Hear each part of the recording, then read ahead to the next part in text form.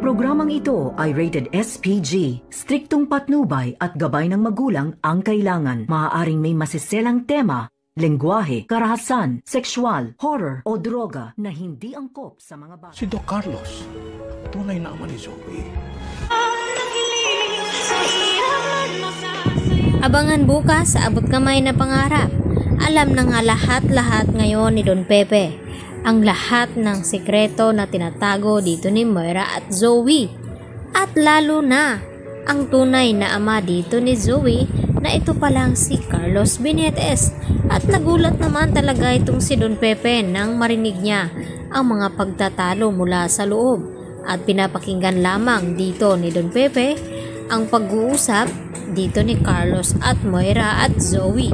At dito nga nagulat ng husto ang matanda na matagal na palang niloko ni Carlos itong si Lynette at Annalyn at lalong-lalo na itong si RJ dahil magkasabwat din pala itong si Carlos at Moira at Zoe na may kinalaman sa pagkawala dito ni Don Pepe at lalong-lalo na itong kanilang sekreto na matagal na palang alam ni Carlos na anak niya itong si Zoe, subalit ay tila nagbingi-bingihan at naging walang kibo itong si Carlos na hindi sabihin dito kay RJ ang katotohanan, lalong-lalo na dito kay Lynette. Kaya nagpupursigi itong si Don Pepe na makatakas dito kina Moira nang sa ganon ay masiwalat din ni Don Pepe dito kay Lynette ang buong katotohanan, lalong-lalo na dito kay Annalyn na matagal na pala silang niloko dito ni Carlos. At itong si Carlos wala namang kaalam-alam pagkatapos maibigay ni Lynette ang cellphone na tumawag nga daw itong si Zoe ay dito naman na nagdududa na itong si Lynette lalo na't umaalis ng hating gabi itong si Carlos.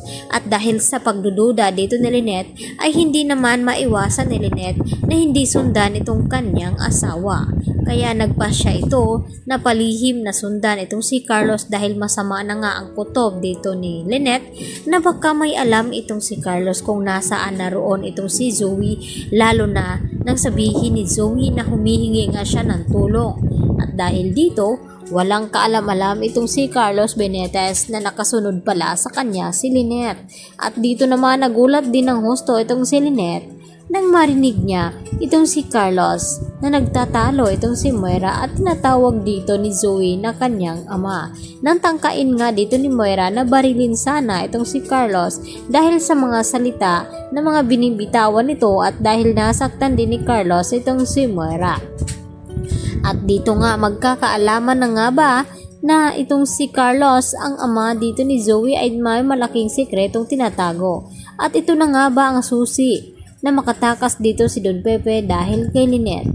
At manganganib nga ba ang buhay dito nila Lynette at dito ni Don Pepe lalo na ngayon na marami nang alam itong si Don Pepe sa lahat-lahat ng sikreto dito ni Moira at Zoe? At mas lalong hihigpitan ni Moira ang pagbabantay dito kay Don Pepe na hindi nga makatakas ito dahil kapag nagkataon ay ibubuking talaga ni Don Pepe na itong si Carlos ang tunay na ama dito ni Zoe. At dahil nakuha na nga nila itong pera, nakapalit sana sa buhay dito ni Don Pepe. Samantala, emosyonal naman na umiiyak itong si Giselle habang kausap itong kanyang pamangkin na si Annalyn tungkol nga dito sa kanyang anak na nawala. At dahil kung buhay pa sana ito ay hindi sana mangyaring malungkot itong si Giselle.